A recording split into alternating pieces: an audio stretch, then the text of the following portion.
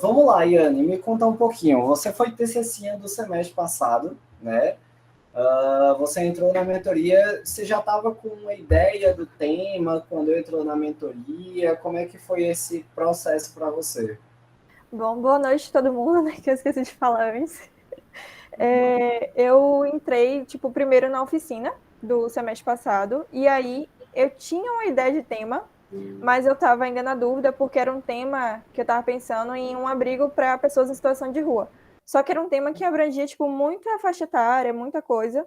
E aí, tipo, o Vitor apresentou o funil de temas na oficina, e eu falei, não, vou fazer para ver se é isso mesmo que eu quero, ou se vou mudar.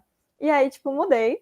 Meio que ficou ali, mais ou menos, na questão de abrigo, né? Que eu fiz uma casa de acolhimento infanto-juvenil para o meu município, que é Feira de Santana.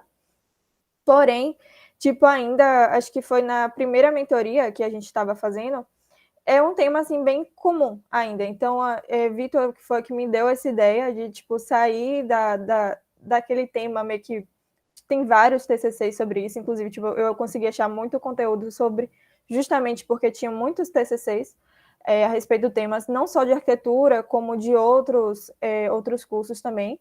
E aí Vitor falou, por que tipo, não aumentar o seu público-alvo, trazendo outra questão, como a questão da insegurança alimentar, que foi justamente o que eu trouxe para a ideia da minha casa de acolhimento, dela não ser somente um abrigo infanto-juvenil, como também ser um ponto de apoio para pessoas que sofrem de insegurança alimentar, e isso foi tipo, um diferencial muito grande, foi bem elogiado na banca, inclusive, sobre isso.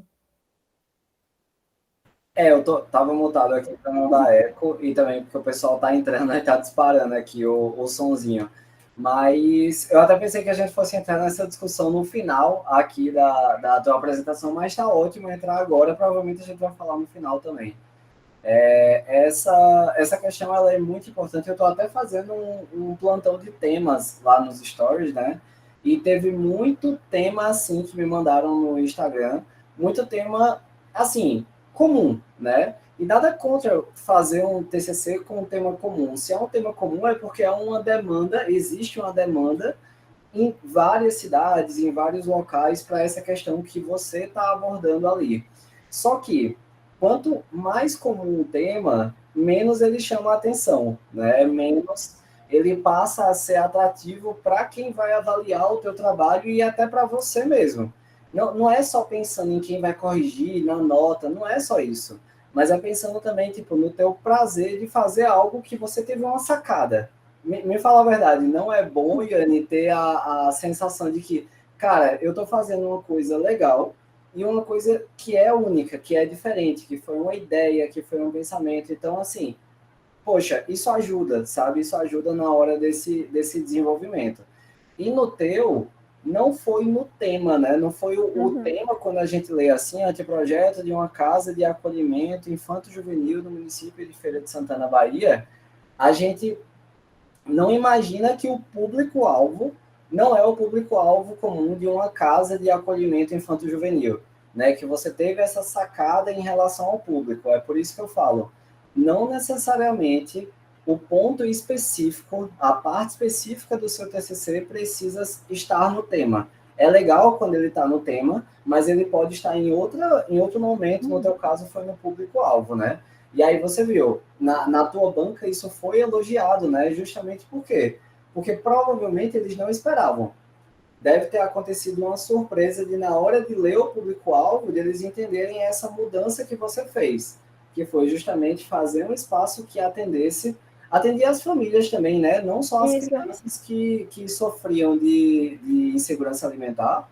Isso é porque, tipo, como por se tratar de um abrigo institucional, só permite realmente abrigar até 20 crianças. Então, a parte do abrigo em si é única e exclusivamente para o público infanto-juvenil. Mas vai servir também como um ponto de apoio para as famílias com insegurança alimentar. Exatamente, exatamente. Essa é uma questão, né? Quando você faz uma casa de acolhimento infanto-juvenil, ele é limitado para 20 crianças, é Uhum. lei, isso aí não tem o que fazer. E aí, no final das contas, você fazendo essa ampliação de público, foi legal porque você ainda consegue atender uma demanda muito maior. Então, olha, unir o útil ao agradável ali nesse processo, né?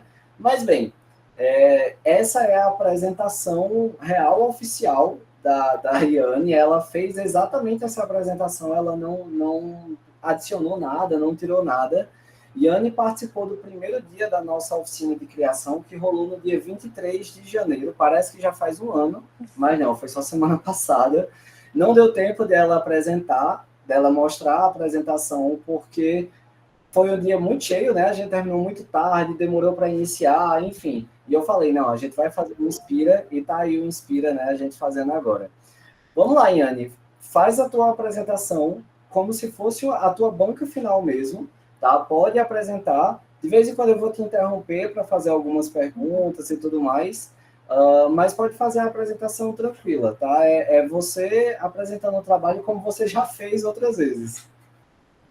Certo. Bom, né? A minha universidade é a UNEF, aqui de Feira de Santana. E aí, começando apresentando pelo tema, né, que é o Espaço Florescer, foi o nome que eu dei ao meu projeto, que é justamente, como já foi falado, uma casa de acolhimento infanto-juvenil para o meu município, que é em Feira de Santana.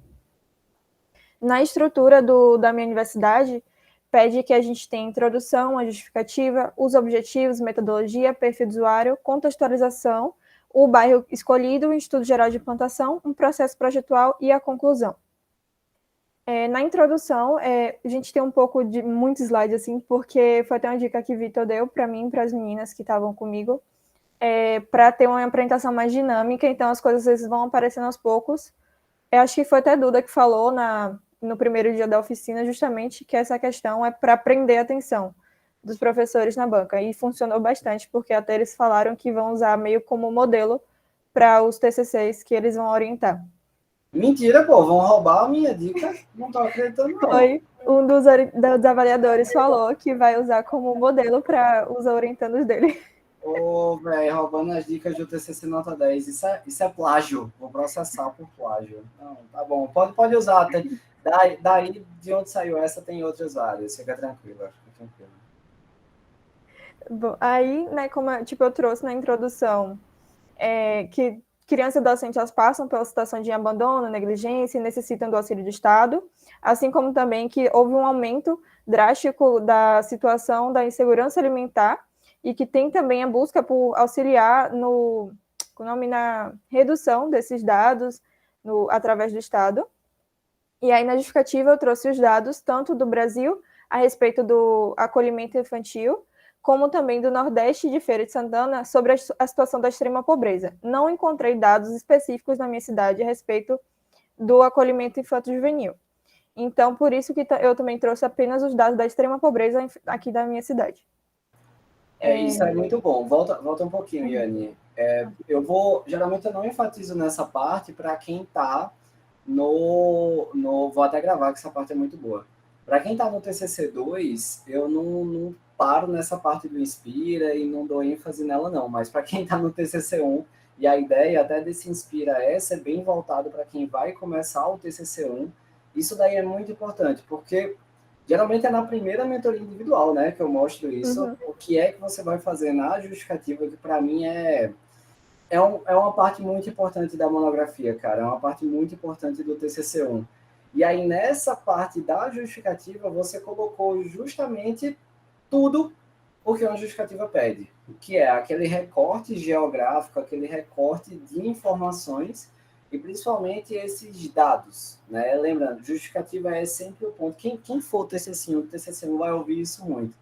Justificativa é sempre o local para trazermos dados, leis, normas, e é isso, dados, leis e normas, esses são os 3 pilares da justificativa. Então, você trouxe isso muito bem e já serviu já para mostrar que não era só a questão do acolhimento, né? A questão da pobreza, da fome, ela também foi importante. Então, assim, aí já despertou a curiosidade dos avaliadores, com certeza, em relação ao teu trabalho.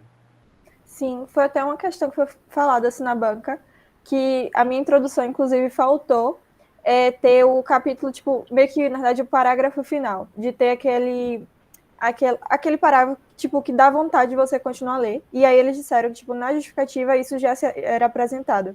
Que foi até uma dificuldade minha na justificativa, porque, tipo, como foi a primeira coisa que eu fiz, eu me empolguei muito escrevendo. Eu lembro que eu escrevi muito, eu ainda mandei para Vitor assim, e aí, Vitor, tá muita página, eu, tipo, escrevi 4 páginas, e aí, para conseguir reduzir isso, para chegar, tipo, no tamanho de uma justificativa, que era o que a minha universidade pedia, tipo, deu trabalho bastante, mas eu não perdi nada do que eu escrevi, porque muita coisa foi para o breve histórico, às vezes foi até para a introdução, para outras partes do, tipo, o perfil do usuário. Então, tipo, foi essa dificuldade mesmo de eu me empolgar tanto escrevendo, que depois demorou um pouquinho para reduzir, mas deu certo. Exatamente, exatamente. É normal. Ai, Vitor, mas isso não vai acontecer comigo que eu tenho dificuldade em escrever. Você tinha facilidade em escrever, Yane? Você Não. já gostava de escrever, escrever monografia, escrever artigo científico? Não mesmo, eu lembro que inclusive na primeira mentoria, a primeira coisa que eu, tipo, te falei quando tava a gente, né, conversando sobre, foi justamente que eu tinha muita dificuldade em escrita, tanto por nunca ter escrito, tipo, todas as partes de um trabalho. Introdução mesmo eu não tinha feito até o TCC, porque sempre é outros colegas do grupo que tinham feito. Então, essa parte tinha muita dificuldade. Tá vendo? Tá vendo? É isso aí, vamos lá. Vamos lá, pode avançar. Estamos falando aqui, depois eu comento o que o pessoal tá mandando de mensagem, mas pode continuar que tá muito bom. Apresentei na objetivo geral, que era de realmente realizar um anteprojeto, e os específicos, né, de compreender as necessidades dos usuários, ter uma proposta de acolhimento humanizado, ambientes socioeducativos, da gentileza urbana, que eu lembro foi algo que eu ouvi muito na primeira oficina, eu falei, não, isso aí tem que ter no meu projeto, eu gostei muito, tipo, pesquisei sobre, eu falei, tem que ter, e também da criação de memórias afetivas através dos espaços do meu projeto. A metodologia eu não vou me estender muito, porque realmente foi o processo como a gente, como eu, tipo, realmente criei, né, escolher o local de estudo, o perfil do usuário, os programas que eu utilizei, foi até uma dificuldade que eu tirei em uma mentoria coletiva com o Victor, porque eu não estava entendendo o que era para escrever nessa parte, já que eu tinha um perfil do usuário, e a explicação que eu tinha tido da minha orientadora parecia que eu ia escrever a mesma coisa duas vezes, aí eu fui lá numa mentoria coletiva e falei, Victor, me ajuda, pelo amor de Deus, e aí foi que eu consegui, de fato, entender o que era para escrever nessa parte. Mentoria coletiva, tá vendo? Galera que não é TCC ainda, às vezes fala, ah, mentoria coletiva, eu não gosto, eu tenho vergonha. Cara, não tem que ter vergonha, é justamente isso. Você entra, tira a sua dúvida do que você tem naquele momento e acabou. Tipo assim, todo mundo que tá ali tá com dúvida de alguma coisa, né? Tá tendo acompanhamento de alguma parte do trabalho. É super tranquilo e ajuda pra caramba. Mas aí, continua. Inclusive, eu participei de poucas, justamente porque eu tinha vergonha, mas tinha horas que não tinha como. Ou eu vencia a vergonha ali para aparecer e, tipo, tirar dúvida, ou eu ia ficar empacada no TCC. E aí, aqui no perfil do usuário, como eu falei com vocês, eu tenho o público infanto-juvenil, que por ser um abrigo institucional, tem uma questão de ser até 20 crianças entre 0 a 18 anos. Porém, para não complicar muito no TCC, eu escolhi a faixa etária entre 5 a 16 anos, para limitar um pouco e não ter a questão de, por exemplo, ter que colocar um berçário, lactário, porque ia meio que dificultar mais o meu projeto. E aí, com isso, eu pude também aumentar, tipo, abrigar um outro público-alvo, né, que são das famílias com membros menores de 18 anos com algum nível de segurança alimentar. E aí, justamente, era uma demanda que, depois do que o Vitor me falou, eu fui pesquisar, tipo, estava muito em alta esse assunto, estava sendo algo muito importante na minha cidade. Inclusive, quando eu estava fazendo o histórico, tiveram duas reportagens, uma no, acho que foi no Jornal Nacional e outra no Jornal da minha cidade, com dados atuais que eu estava louca procurando. E aí, quando eu vi, tipo, eu corria, não, vou assistir a reportagem, foi até minha amiga que me mandou. E aí eu falei, nossa, tá, tipo, um assunto muito drástico, então é, tipo, mais do que perfeito eu estar colocando isso aqui, porque, de fato, é uma demanda da minha cidade e eu vou estar ajudando isso através de um empreendimento que talvez seria só mais um dos da cidade, já que na minha cidade já tem dois abrigos institucionais em funcionamento. Então, acabou, tipo, ajudando muito, né? No breve histórico, eu falei sobre o histórico do acolhimento infantil, a legislação sobre a importância da arquitetura e o histórico do combate à fome. Inclusive, uma coisa que foi comentada na banca é a questão de trazer arquitetura para o breve histórico, já que é algo que um dos orientadores ele falou que tipo, as pessoas não trazem muito a parte da arquitetura no breve histórico, trazem só no processo projetual, e eles tipo, gostaram muito disso, tá dentro do breve histórico, de mostrar que de fato era um TCC de arquitetura. E aí eu fui pesquisando, né, sobre como começou a proteção dessas crianças, tipo, como elas começaram a ser reconhecidas pela lei, a respeito do índice de mortalidade infantil, justamente pelo abandono, a questão da legislação, qual foi a primeira lei, quando o estatuto surgiu, o que era o acolhimento institucional, Também trouxe a questão da importância da arquitetura, como tipo, a arquitetura podia ajudar essas crianças que, querem não passam por muitas situações traumáticas, mesmo às vezes no próprio ambiente familiar, às vezes até dentro de outras instituições de abrigo. Então, fui trazendo isso. E no histórico do combate à fome, mostrando também como começou, né, a questão da insegurança alimentar, como é que estão os níveis atuais, o que é que o governo faz para ajudar nisso. Essa parte da contextualização e breve histórico é um cuidado que realmente a gente precisa ter. Eu já peguei muito trabalho, muito TCC, principalmente do TCC1, né? Onde os TCC1s perdem um pouco o foco. Não é por mal, né? Às vezes nem o orientador percebe, a grande maior parte das vezes o orientador nem nota, mas, por exemplo, eu já tive TCC1 que fez centro de apoio ao paciente com câncer. Aí simplesmente aborda tanto essa questão do câncer, essa questão da importância do atendimento às famílias também, que o que é que acontece? Ele esquece que é um projeto de arquitetura. Então ele passa a não falar de como a arquitetura ajudou nesse sentido, como a arquitetura é importante para isso, como a arquitetura evoluiu, qual o papel da arquitetura, e não pode, é um TCC de arquitetura. Eu sei que a estrutura de cada TCC, de cada universidade é diferente. O da tua universidade era uma estrutura muito técnica, né? Ela segue muito bem essa estrutura de monografia, ao pé da letra, assim. Acho que é uma das mais rigorosas que eu já vi em relação a isso. Então, quando você tem uma universidade tão rigorosa nessa questão da estrutura da monografia em si, é importante demais não perder esse foco. Lembrar, é um TCC de arquitetura. É importante contextualizar, é importante trazer uma legislação, por exemplo, relacionada ao teu tema, sim, mas sem perder o foco, sem lembrar, sem trazer também as questões relacionadas à arquitetura, pelo amor de Deus. Né? Porque senão você começa a trazer só lei e norma que não tem a ver com o teu projeto em si, tem a ver com a questão social. Né? Tem que ter muito cuidado com isso. Não é fácil, mas com jeitinho, com muita análise, com muito pente fino, a gente vai ajustando. Sim, inclusive isso foi, acho que tem uma ainda, não lembro se foi da primeira ou da segunda mentoria, a questão da legislação, que tipo na minha universidade estava, tinha uma amiga que ela estava com outro orientador, e ele na legislação estava cobrando, tipo, somente a legislação específica do tema, e não as de, tipo, de fato, de arquitetura, como as da cidade, urbanismo, essas coisas. Já a minha, a gente não tinha ainda ideia do que ela queria, então a gente conversou contigo, e aí foi que tu falou, acho que foi na mentoria dupla mesmo, que foi eu e outra amiga junta. E aí, tipo, a gente conversou e tu explicou, não, tem que ter as do projeto. Como é que você vai seguir um projeto sem entender a legislação a respeito do que tu vai usar? E aí, dentro da contextualização, que veio justamente essa parte da legislação do tema em si. E foi algo que a gente demorou muito, foi tipo um mês que, de acordo mais ou menos ali com o cronograma, e nas correções, e de volta da orientação com minha orientadora da faculdade, que a gente ficou um mês nisso e atrasou muita coisa, e tipo, parecia que eu nunca ia parar de escrever. Eu ainda falava com o Vitor, eu não aguento mais escrever, pelo amor de Deus, preciso sair daqui, preciso fazer alguma coisa de projeto.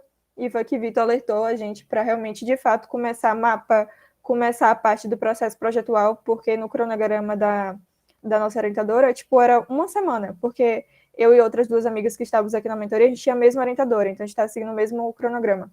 Era tipo uma semana para um processo projetual completo e um mês para a parte de contextualização, justamente porque era algo muito teórico.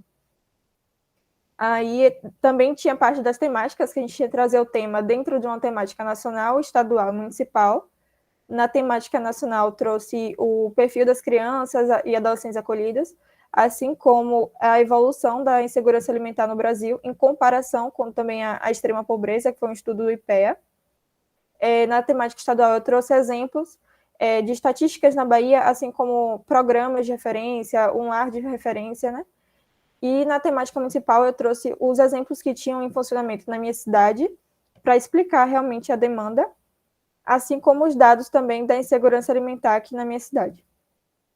Os aspectos legais eu mostrei quais foram o que eu trouxe, que é justamente o PDDU da minha cidade, a LOUS, o código de obras aqui e as duas NBRs que eu usei, que foi a 9050 e a 977.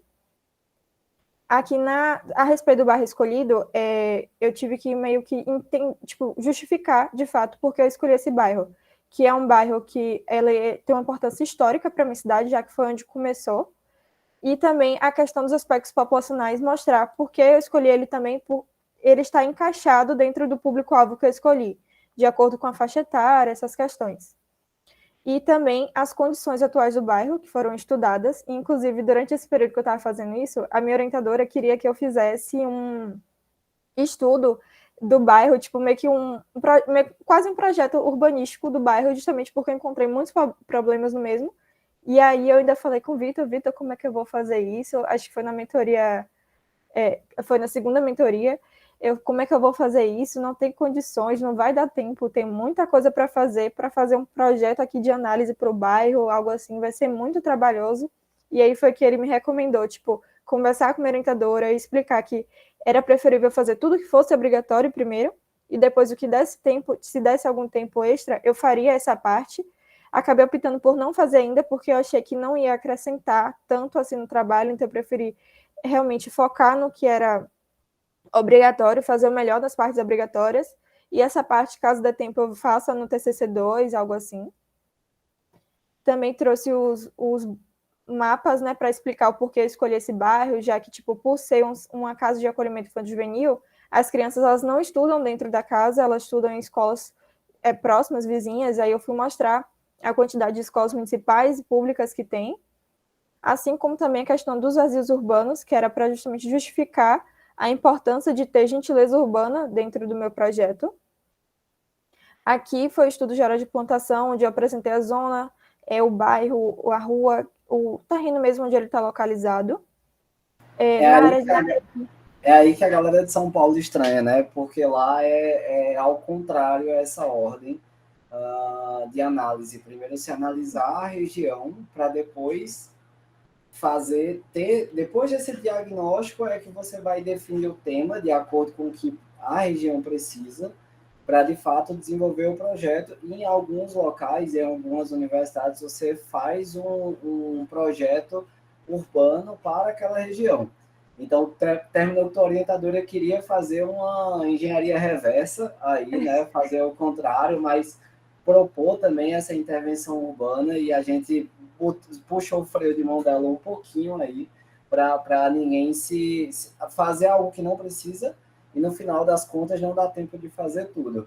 Mas, para quem é de São Paulo e está assistindo aqui, ou a gravação, ou está assistindo aqui no ao vivo esse Inspira, cara, calma, é normal. São Paulo tem realmente essa forma de cobrar o TCC de um jeito um pouco diferente, é o contrário, como eu falei, mas que também nas mentorias eu consigo orientar, porque tá aí uma coisa que tem a TCC de São Paulo, pelo amor de Deus. E quem não é de São Paulo e tem a estrutura como da Iane, também dá para fazer. É até o mais comum. O mais comum é justamente esse desenvolvimento dessa forma, né, de você definir o tema, de você começar a se aprofundar nessas questões para poder depois fazer essa análise da área daí, né? Mas vamos lá, pode continuar, Iane. Inclusive, tipo, a primeira coisa que a gente fez era chamar o orientador através já com o tema pronto, ou caso não tivesse mais ou menos a ideia do tema, para ver se o orientador ia aceitar.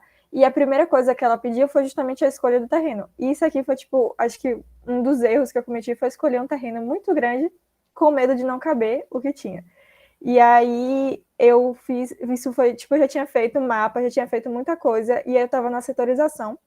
E aí eu fui mostrar para a Vita a setorização na mentoria coletiva, e falando que eu já estava desesperada, porque não, as coisas estavam sobrando muito espaço, eu não sabia mais o que encaixar, o que colocar no terreno para ocupar espaço, e aí foi que Vitor me deu a ideia de desmembrar essas duas áreas do terreno, para reduzir e também trazer ele em um formato mais regular, porque justamente o terreno ele tinha uma parte de esquina, e aí tinha um monte de casa, e depois tinha uma entradinha, então ia ser péssimo para a questão de realmente localizar as coisas, eu não estava sabendo o que fazer. Eu estava colocando coisa que também é super gigante, já que eu tava louca, né? Cara, se você tem um terreno que tem esses dentes assim, o amarelinho nem é tão ruim, sendo sincero, porque ele é de esquina e tudo mais, mas aquele verdinho ali, ele é péssimo, cara. Fazer um projeto com aquilo, não, mas eu vou fazer um acesso. Cara, é porque ele é tão grande esse terreno que a gente perde a dimensão dele. esse acesso que você está pensando em fazer teria 20 metros, pô. Tipo assim, um acesso com 20 metros de largura, que danada é isso? Vai passar o quê aí? Uma torcida de um time de futebol não faz sentido, é muito, muito grande. Então, assim, é bom evitar. Pegar terrenos mais regulares, esse terreno que ficou no final das contas foi um terreno retangular, né? Termina que vai facilitar muito no projeto, né? Vai facilitar até na questão dos recursos, ficou muito mais definido qual o recuo frontal, o recuo dos fundos, o recuo lateral, né? Os afastamentos. Então, cara, sério, facilita. Foi uma coisa boa e você tirou aí mais de 1.000 metros quadrados de terreno, né? Sim. O terreno no final ele ficou com 6.513 metros quadrados, então tipo, ele tinha mais de 7.000 metros. E eu não sei onde eu tava com a cabeça para escolher um terreno tão grande assim. Continua grande, mas tudo bem. Pois Continua é, e grande. tipo, até na banca eles comentaram que eu vou ter que fazer muitas áreas verdes, também porque minha cidade é quente. E, tipo, eles falaram, né, de trazer muitas áreas verdes para justamente trazer ventilação, arborização, essas coisas. E porque o terreno é muito grande e o programa não é tão grande assim. E aí aqui tem a fachada do terreno, né? Eu trouxe aqui os dados urbanísticos, né, os parâmetros urbanísticos do terreno. O fluxo de ventilação, que da minha cidade é mais do leste, e inclusive a imagem ficou com qualidade ruim, eu só percebi isso perto da banca. A questão do estudo solar e da topografia, que quando chegou no dia da banca eu descobri que não era obrigatório, mas eles gostaram, tanto eu quanto as minhas, a gente fez a topografia sem ser obrigatório, e a tipo orientadora nem tinha avisado, a gente descobriu na hora da banca mesmo. E os mapas, né, que tipo apresentei a questão na apresentação eu trouxe só realmente de fato o que era importante para a definição desse terreno, como a questão da predominância residencial, a presença de um gabarito de altura não tão alto, só que tipo do lado do terreno tinha um condomínio de 4 pavimentos que ele ajudava na questão de bloquear o sol em algumas áreas que era muito forte. E também Pronto, da você falou uma coisa muito importante aí, Iane, nessa parte que foi que trouxe só os principais mapas que apresentavam a tua área, né? Essa é uma discussão, uma questão polêmica do TCC, que é pensar no seguinte: em uma apresentação, muitas vezes você tem que lembrar que os avaliadores eles já receberam o teu trabalho, não é isso? Com quanto tempo de antecedência tu tinha enviado o teu trabalho na banca final, na entrega final? foi 10 dias antes. 10 dias antes. Então deu tempo deles lerem, relerem todo o teu trabalho, então eles já conheciam a área. Não faz sentido você trazer ali os 10, 15 mapas que você tem sobre a área, né? Sobre aquela região. Você traz os mapas mais relacionados àquela questão específica, ao que você quer pontuar ali. Porque senão a apresentação fica muito longa, vai estourar o tempo e não tem essa necessidade. Então, a gente precisa entender isso. Uma apresentação de TCC, ela tem mais o papel de você justificar suas escolhas, né? Uma apresentação de uma banca final. Tem mais esse papel de você justificar suas escolhas do que apresentar o trabalho, porque eles já conhecem, eles passaram 10 dias avaliando o teu trabalho já. Então, isso foi uma decisão muito boa, porque no final das contas não ficou com tanto mapa assim e já tem uma boa quantidade aparecendo, mas na monografia está completo. Lá tem todos os mapas, né? Uhum. É isso. E tipo, foi até algo que eu te perguntei, porque na época minha orientadora tinha dito que era basicamente um slide por, acho que capítulo, não lembro. E eu tava assim, como é que eu vou encaixar todos os mapas aqui dentro? Não tem condições. E aí foi tu me deu a dica de não me prender a isso, da quantidade de slides, e sim, tipo, o que tinha que mostrar, mas falar dentro do tempo adequado, só o que precisava ser falado, né? E aí, por isso eu consegui dentro do tempo e trazer tudo o que precisava, porque esse mapa mesmo, se eu fosse colocar todos no mesmo, ia ficar, tipo, minúsculo, então não tinha condições. Aí o mapa da malha viária foi, tipo, fiz o estudo mesmo para entender a questão de pontos de ônibus, se era via asfaltada ou não. Aqui a parte dos projetos referenciais, que eu trouxe o Centro de Bem-Estar para Crianças e Adolescentes que fica em Paris, e ele olhei a questão da volumetria, da materialidade dele e da funcionalidade. Trouxe também o Espaço Alana, porque na minha faculdade eles pedem 2 nacionais e um internacional. Aí eu trouxe o Espaço Alana, que ele fica em São Paulo, eu olhei o programa de necessidade dele e a funcionalidade.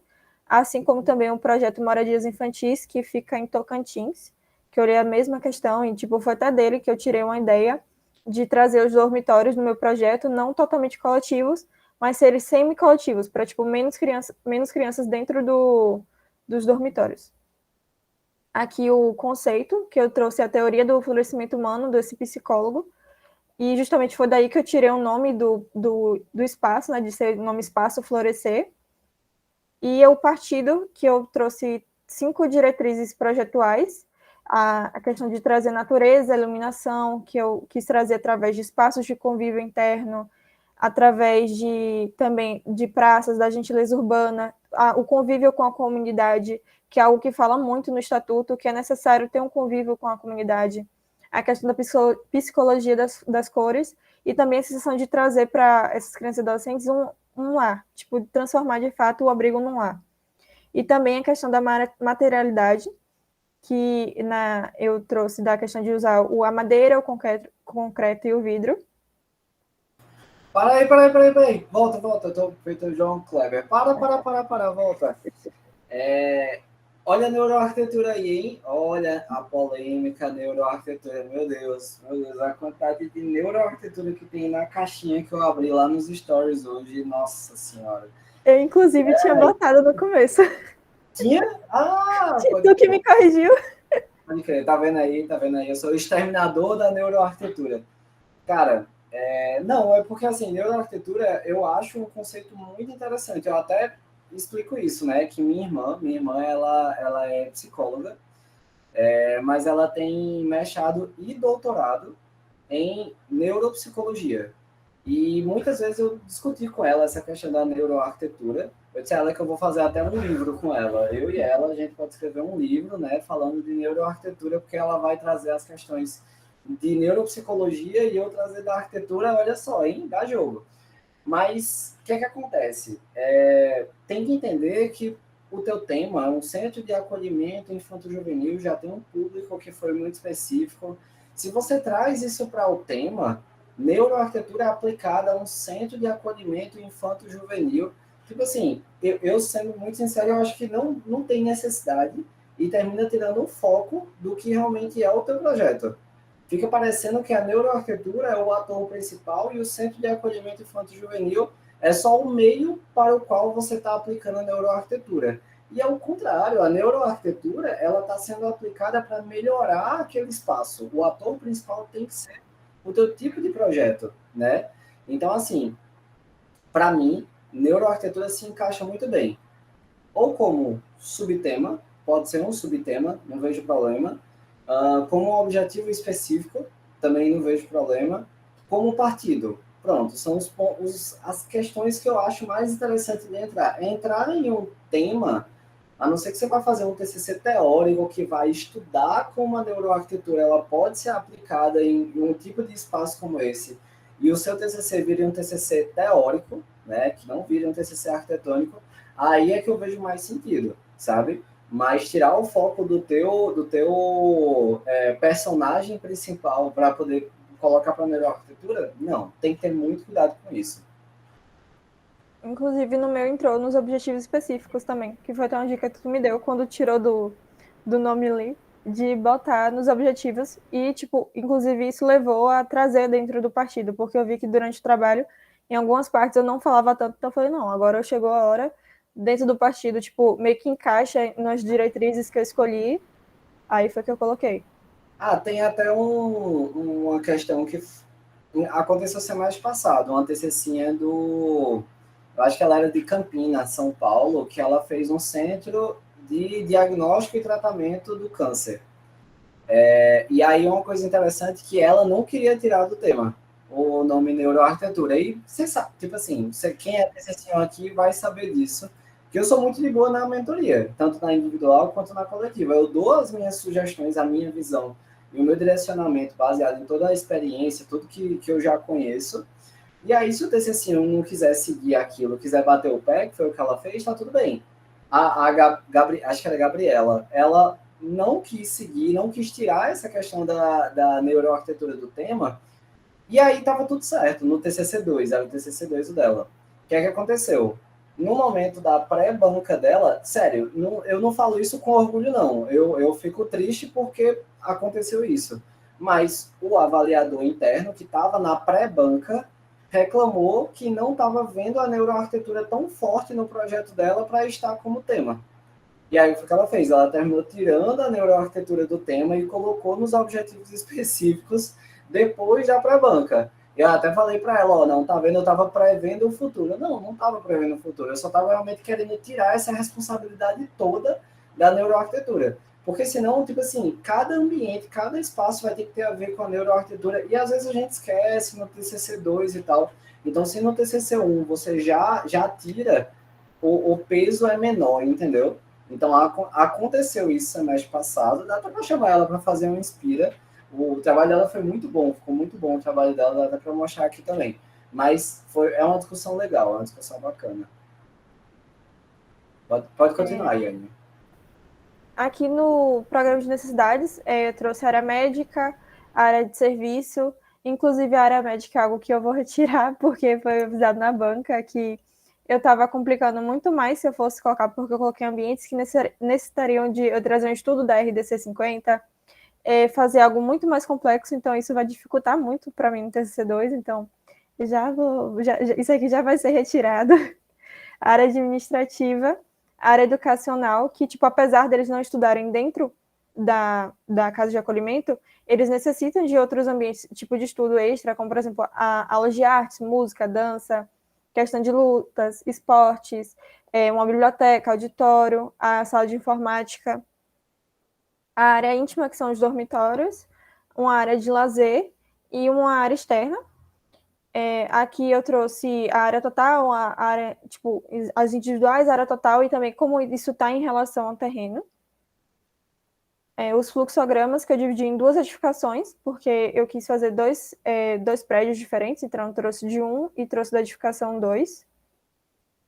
E aqui, tipo, o meu formato, que inclusive justamente por ter pouco tempo, eu fiz muito correndo, não gostei, e eu sei que vou mudar isso completamente, total, porque não gostei real.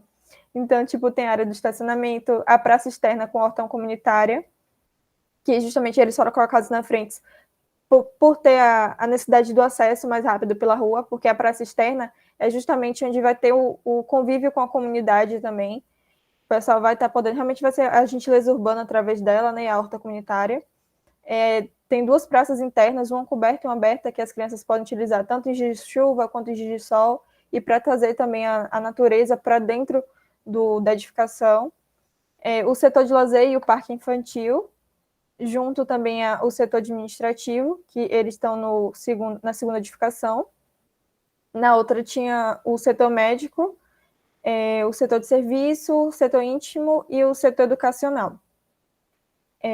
Aqui é uma volumetria bem esquemática, que realmente eu não vou usar isso aqui. Foi bem na correria mesmo, gente, não tinha mais tempo para fazer algumas coisas. Não, com certeza. Eu nem ligo, sério. Quando você fala isso que não gostou, do resultado que chegou no TCC1 e tal. Cara, no final das contas, o estudo preliminar que a gente chega no TCC1, a gente não tem compromisso nenhum de seguir exatamente com ele para o TCC2. Na verdade, cara, acho que 99% das pessoas mudam completamente para o TCC2. Por quê? Porque é o semestre inteiro voltado no projeto e não voltado nessas questões teóricas, nessas questões urbanas, como foi do TCC1, né? Então, fica tranquila, né?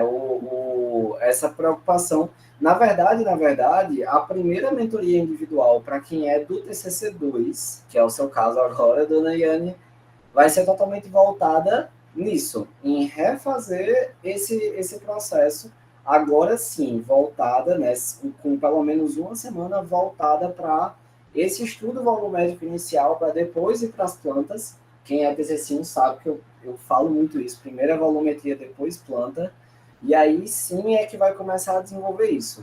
Então, fica tranquila. Para que isso daí adianta? Para que isso daí serve?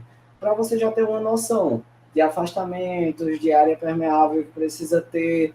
Pelo menos isso você vai absorver. Mas de resto, pode esquecer. Pode esquecer que não vai seguir, não. E é isso. E, tipo, eu terminei uma semana antes da data de entrega final, porém, a minha orientadora queria que a gente tivesse isso pronto justamente, acho que 2 semanas antes, para uma semana antes já estar com o slide já pronto e não podia, depois, quando tivesse o slide, já não podia mudar essa parte. Então, eu acabei ficando uma semana ali que eu não podia nem mexer. Eu queria alterar isso, mas não podia mexer. E aí, fiquei uma semana praticamente sem fazer nada, só estudando mesmo para a apresentação. Foi tipo isso, e mudando o slide toda hora. E cadê a conclusão? Que foi justamente a questão de que, tipo, eu apresentei os problemas, vi que era uma situação muito alarmante, precisava de uma solução ou amenizar essa questão. E que, tipo, a gente tem inúmeras instituições no país que elas buscam auxiliar, mas justamente tanto pela questão da limitação de vagas quanto da limitação de recursos, elas não são suficientes. E aí, por isso que eu decidi, de fato, fazer esse espaço do jeito que ele foi, como ele foi. E é isso, né? Aí pronto. Opa, foi mal, estava mutado aqui. Muito bom, Yane. É isso aí. Deixando claro que essa é a apresentação que ela fez na banca final. Não é a monografia, não é o trabalho dela completo. A tua monografia ficou com quantas páginas no final? 108 já com as referências.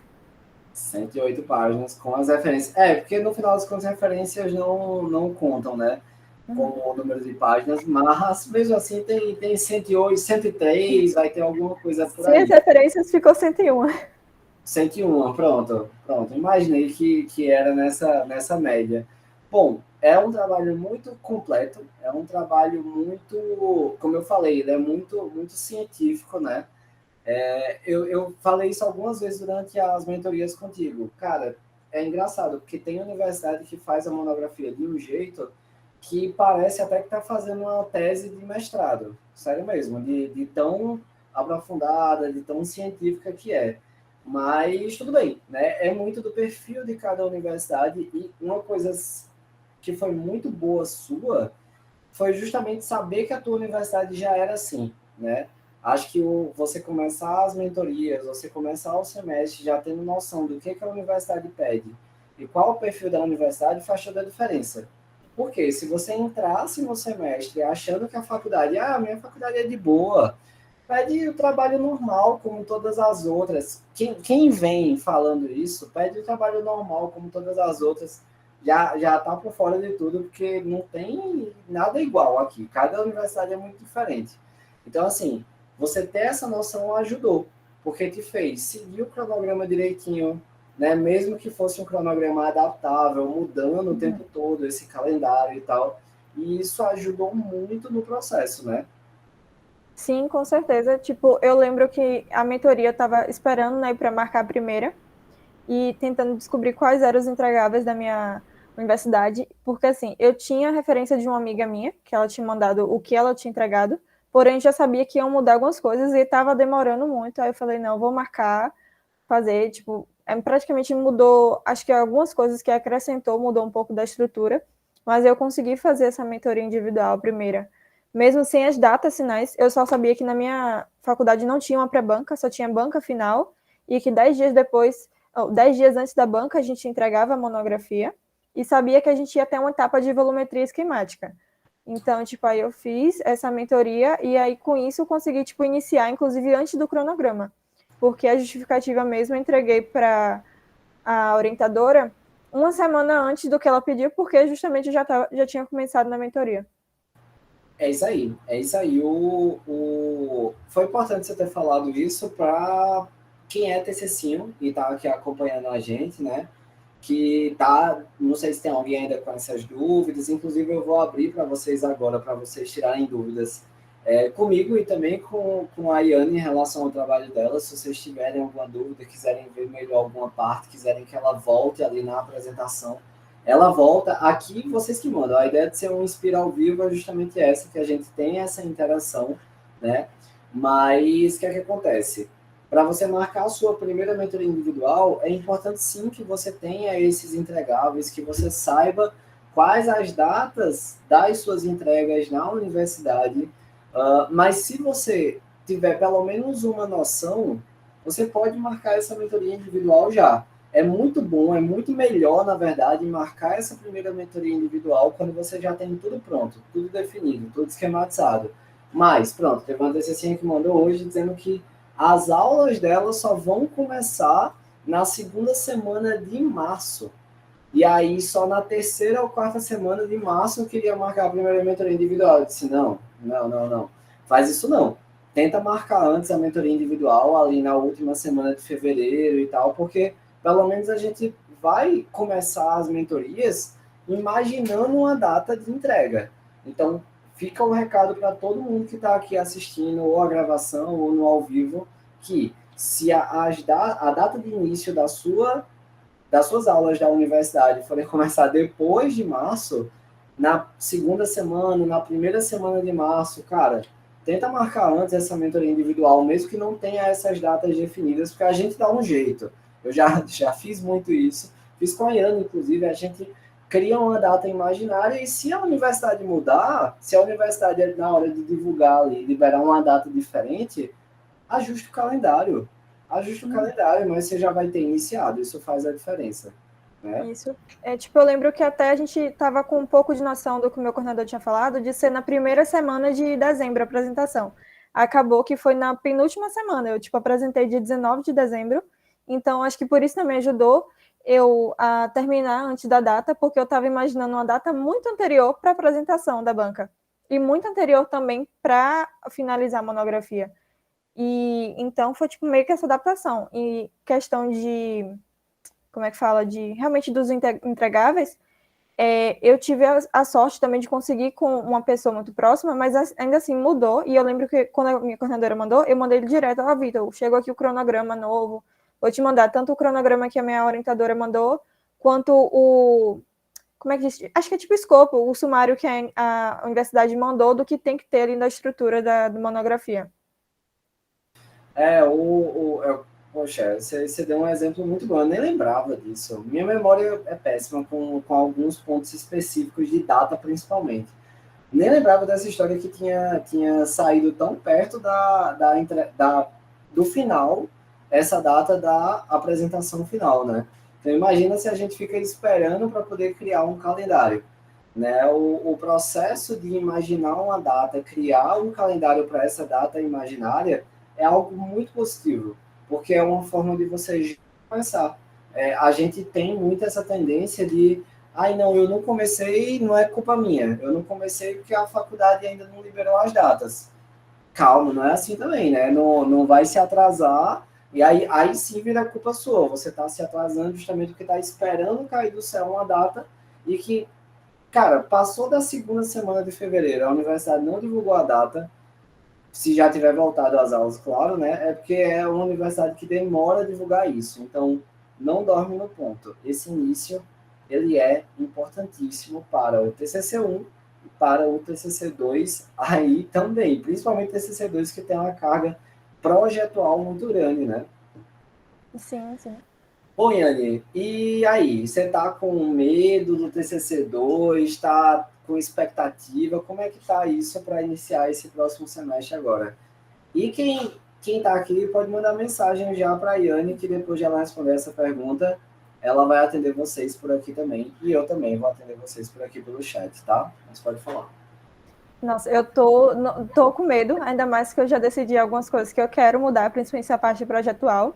Então, eu já tô com medo um pouquinho do prazo, porque minha coordenadora, minha orientadora já mandou o cronograma desse semestre e tá, bem apertado. Eu achei que ia ser final de junho, já sei que vai ser bem no início de junho. E só vai começar as orientações dia 25, mas eu não vou começar dia 25, porque eu sei que senão vai ser pouco tempo. E ela já tá pedindo um monte de coisa.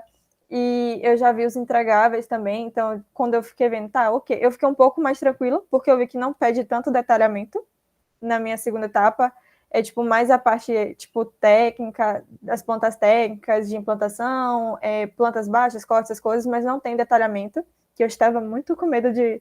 Eu lembro que eu vi das meninas da Unifax aqui de feira e tinha bastante detalhamento para fazer, e eu fiquei, meu Deus, se eu tiver que fazer isso... Mas depois a gente conversa, vamos por partes, depois a gente conversa. Mas é porque, assim, no dela não precisava. no das meninas, né, da Unifax, não precisava de tanto detalhamento assim. Mas na mentoria a gente terminou, não, detalhe isso daqui, quando eu vi eu estava detalhando tudo ali. Mas é um processo, calma. Não, cara, TCC é muito focar em partes específicas, né? Focar naquela necessidade daquele momento. Depois é que a gente vai entendendo melhor uma parte posterior. Não adianta ficar pensando em detalhamento agora, que você vai ter que refazer o projeto do zero, né? Então fica tranquilo. Tá? Ai, não, mas bate nervosismo real, viu, Vitor? Mas bem, vamos lá. Perguntas. Anderson está perguntando se na UNEF. Anderson é de Feira de Santana também, só que ele é da Unifax. Na UNEF ele já escolhe um orientador em TFG1 e o mesmo segue até o final. Sim, a gente no primeiro, o professor ele manda a cartela dos orientadores, tanto de dentro quanto de fora da faculdade, tem alguns externos, e a gente, tipo, eles orientam a gente a escolher 3, mandar a proposta e ver qual aceita, e ele permanece no TCC2. Não é normal isso de ter orientador externo, mas isso de você já definir 3 e um ser escolhido é comum, acontece em muitas universidades. Padrão não existe, não existe. Na minha universidade, por exemplo, não tinha orientador no TCC1, era um professor para a turma inteira, e no TCC2 era que você escolhia o orientador, mas era de boca, assim, tentando convencer o professor a te orientar, uma disputa pelos melhores professores, aquela coisa toda.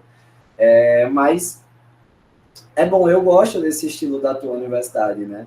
Tanto de trazer um orientador externo, eu acho até interessante isso de abrir, dá um pouco de medo do professor não estar tão conectado na questão da estrutura da universidade, mas no teu caso isso não foi um problema, né?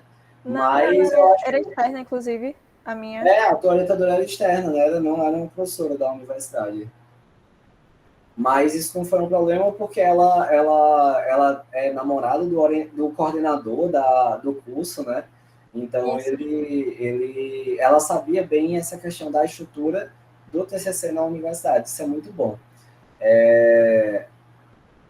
A Elton está perguntando se a escolha do tema pode interferir um pouco na primeira mentoria individual, que ele está confuso em relação ao tema e como prosseguir. Elton, você vai ficar impressionado com a quantidade de assunto que a gente trata na primeira mentoria individual.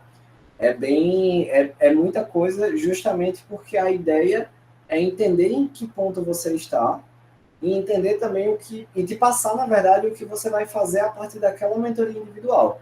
Eu sempre considero que a primeira mentoria individual ela é dividida nesses dois momentos. Ela tem 1 hora máxima de duração, às vezes eu passo um pouquinho, né, mas ela geralmente tem 1 hora de duração ali, mas o que é que acontece?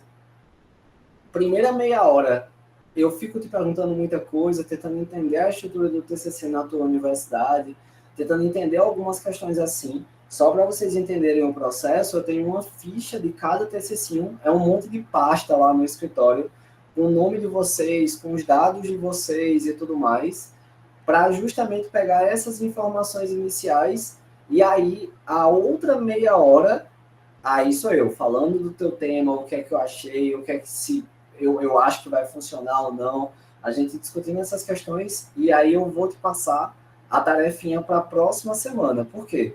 Porque na outra semana, onde teremos mentoria coletiva, o que é que vai acontecer? Você participa das mentorias coletivas trazendo, manda no Telegram e aí a coisa começa a girar. Um TCC nota 10, o que é que é? É quando o TCC pega e faz as atividades que eu passo.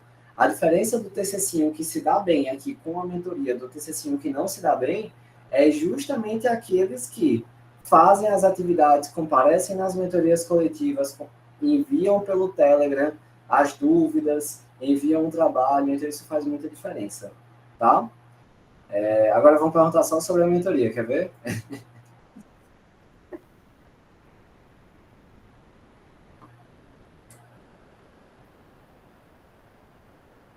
Pronto, Matheus. É o seguinte, vamos lá. Boa pergunta, tá?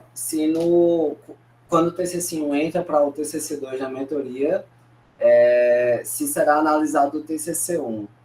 Tá, assim, eu termino olhando de uma forma rápida, não tem como analisar, fazer um pente fino ao vivo, porque o tempo é curto para te passar, fazer tudo isso que eu te falei que rola na primeira mentoria individual, tá? Mas eu consigo analisar isso do teu trabalho de uma forma rápida, tá? Agora, o mais importante, Matheus, é você me passar esse feedback da sua opinião em relação ao seu trabalho do TCC1. Por quê? Porque eu tenho certeza que a Iane, por exemplo, que está entrando no TCC2 agora, ela sabe as partes do trabalho que estão boas e as partes do trabalho que não estão tão boas assim. Então, assim, esse feedback seu, ele é muito importante para mim, certo?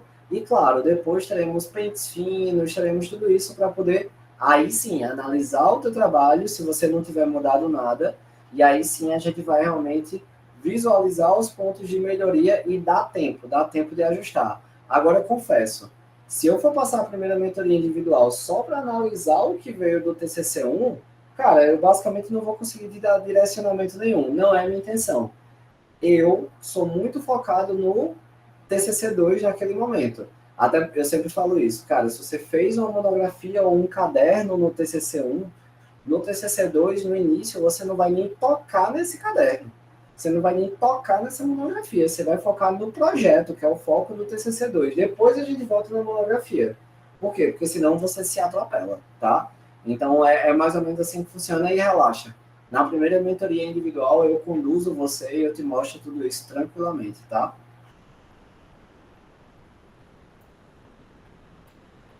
Vitor, somos a primeira turma da faculdade e ainda não temos base de nada. Podemos começar as mentorias?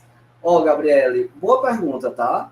Se você já tiver as datas, pelo menos algumas datas da tua universidade, assim, de início de semestre, até se você tiver, não sei se tem outra universidade na tua cidade, às vezes tem isso, né? É uma universidade nova na cidade que tem uma primeira turma de arquitetura se formando, mas tem uma outra universidade na mesma cidade que os professores são geralmente das duas universidades ou ficam pulando de galho em galho ali. Cara, fica tranquila, tenta captar o máximo de informações em relação a essa outra universidade, se ela existir, mas se ela não existir, eu também já tive muito TCC nessa situação e também é contornável. Pelo menos a data de início de semestre e quantas entregas você tem, ou até qual nível do TCC que você precisa chegar, tipo assim, se vai precisar fazer muito detalhamento no TCC2, ou se for no TCC1, até que nível do projeto arquitetônico você precisa chegar, é o que a gente precisa para fazer essa mentoria individual, beleza? Não vai precisar de tanta informação assim, porque de fato eu acho que você nem vai ter tanta informação assim. Tá vendo como cada caso é muito específico? Cara, é por isso que a gente já está entrando em contato com vocês no individual do Telegram. Conta lá, manda essa mensagem que a Gabriele mandou.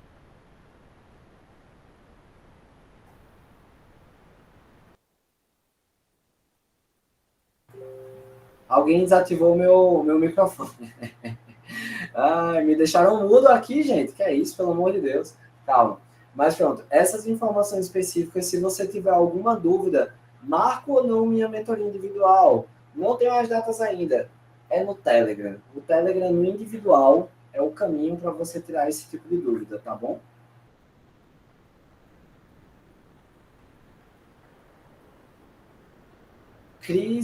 Crislane, é o seguinte, quando você entrega o TCC2 em algumas universidades, você precisa entregar o seu caderno, de novo, com as atualizações, certo? As atualizações em relação a ele. Agora, tem universidade que não precisa. Tem universidade que você só entrega, por exemplo, as pranchas com o projeto e aí as informações são mais resumidas.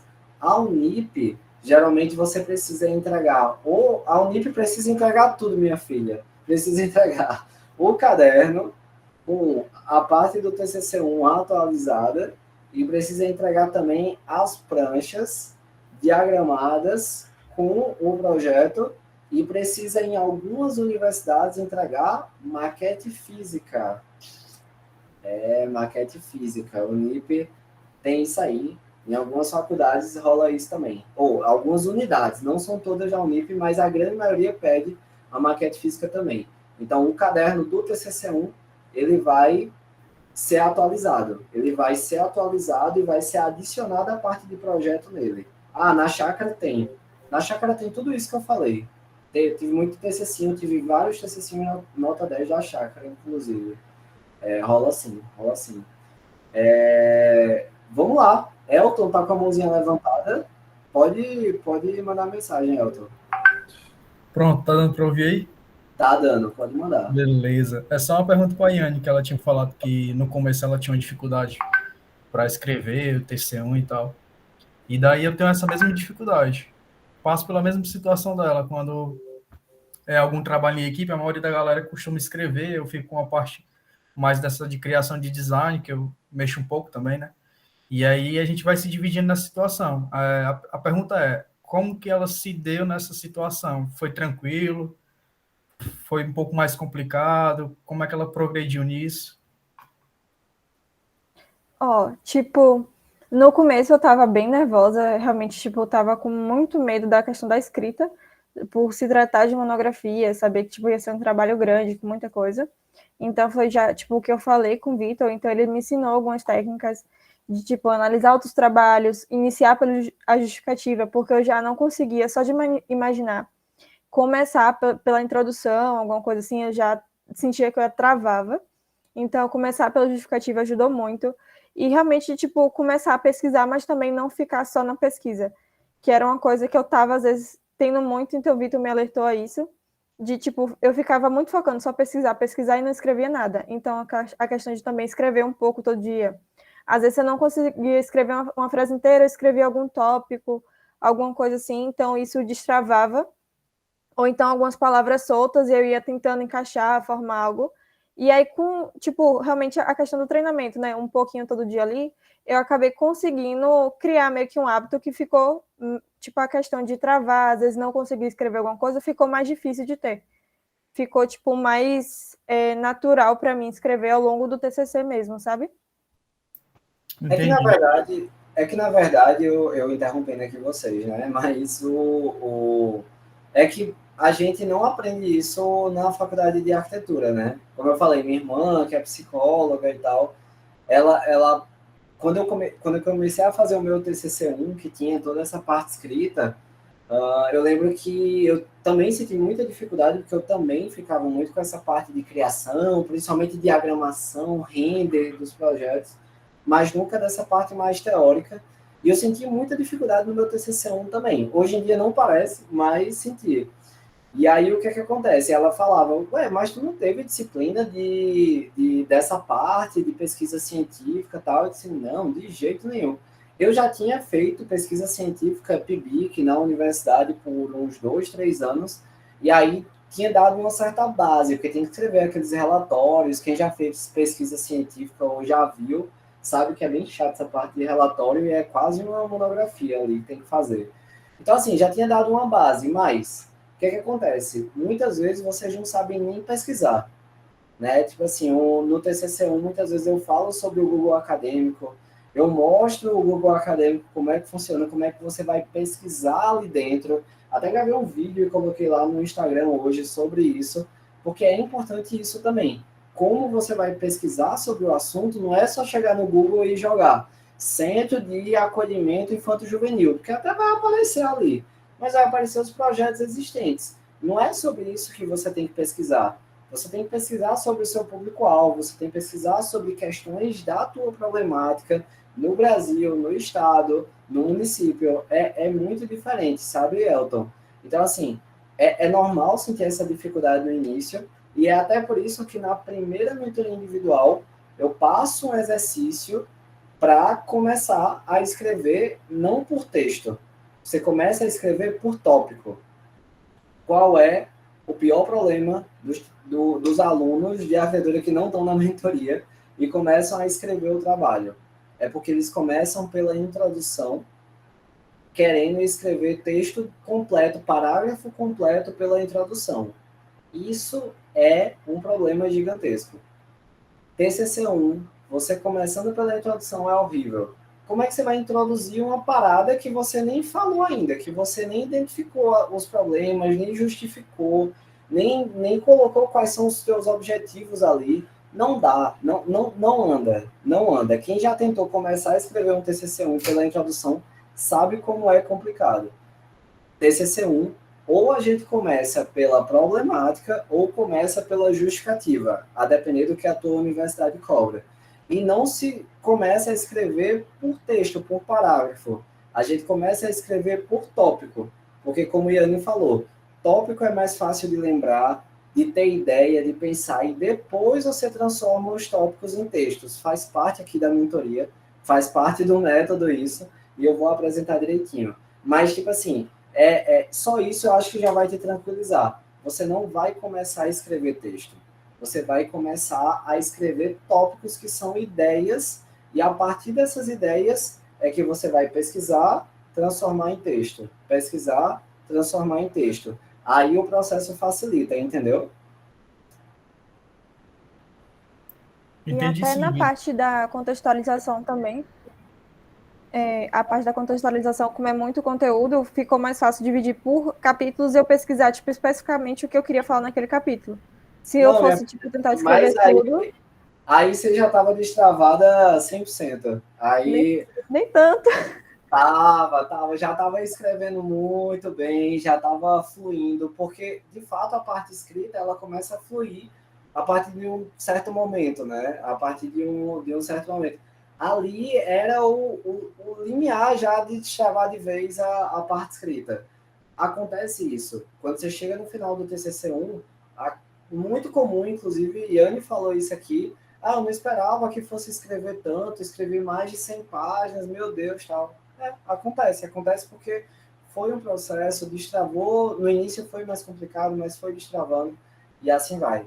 Anderson falou uma coisa importante que tem uns módulos que ajudam muito na parte escrita. Tem uns módulos lá no Hotmart que explicam cada uma das partes escritas que geralmente tem nas monografias, né, das faculdades. Eu não sei qual a diferença de uma problemática para uma justificativa. Tem aula sobre isso. Vitor, mas eu não assisti a aula. Na mentoria eu vou explicar isso. Aí é só me perguntar, cara. Lembra, vocês são TCCinhos, tem mentoria individual, mentoria coletiva, pente fino, suporte todos os dias no Telegram. É só mandar uma mensagem. Qual a diferença entre uma problemática e uma justificativa? E aí se prepara que eu vou mandar um áudio de 5 minutos para explicar o que é. Beleza? Mas ótima pergunta, Elton. Gerou uma boa discussão aqui, muito bom. E aí, gente, mais alguma dúvida, alguma pergunta? Vamos lá.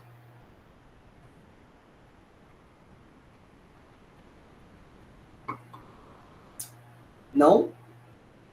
Acho que não, né? Acho que já deram, já fizeram todas. Boa. Então, beleza, vamos lá. Iane, mais uma vez te agradecer pela participação, tá? Você que participou do evento da oficina 1, né, do dia 23, e agora está participando desse Inspira, que está ficando gravadinho, vai ser liberado para quem é TCC ou para quem não é TCC também, mas foi muito boa a sua participação, tá? É o primeiro Inspira de alguém que fez o TCC1, né? A sua nota 10, você nem falou sobre isso, mas você não esperava pela nota 10, mas eu super esperava já, né, que ela iria sair, porque, cara, é um trabalho muito bom, né, muito bem feito, e esse trabalho tá bem interessante. Natália perguntou se você pode compartilhar o seu trabalho da monografia. Natália, eu saí hoje do escritório sem aguentar ver mais TCC na minha frente, e eu tô aqui fazendo, de 10 da noite, fazendo uma live sobre TCC, né? Mas a gente passou hoje à tarde e o início da noite inteira organizando a biblioteca dos TCCs. O trabalho da Iane está lá também, a monografia completa. Ainda não está disponível para vocês, mas essa semana eu vou liberá-la atualizada. Ela ainda não está atualizada.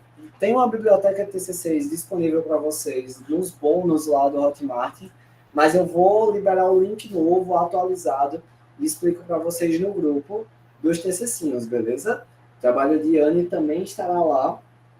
Sério, quando eu saí, estavam com mais de 100 trabalhos, eu já estava assim, não aguento mais.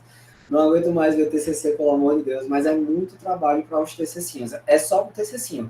Biblioteca de TCC é só para TCC, beleza? Aí tem arquitetura, urbanismo, TCC1, TCC2, tem tudo ali dentro, pelo amor de Deus, tá? Se já teve projeto relacionado a terminal rodoviário, não. Tá aí, Matheus. É raro não ter. Ontem mesmo já baixei vários, Vitor. Pronto, Elton, vai baixar muito mais. Prepara o HD do computador, que é muito TCC para baixar. Beleza? Mas, Matheus, não. Porém, eu acho um tema muito legal, essa questão do terminal rodoviário. Deve ter muito material de pesquisa sobre isso, sabia?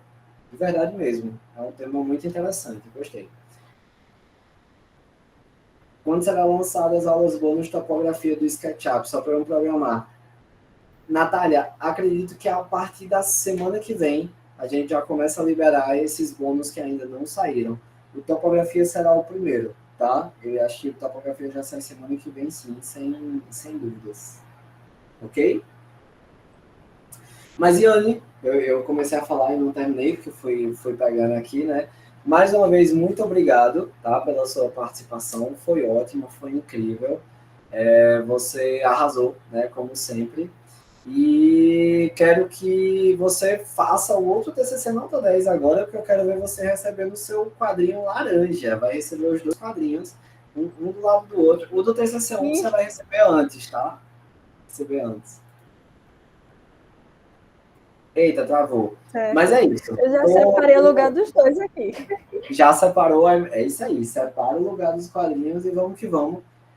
Te espero na próxima mentoria, né? Na sua mentoria individual.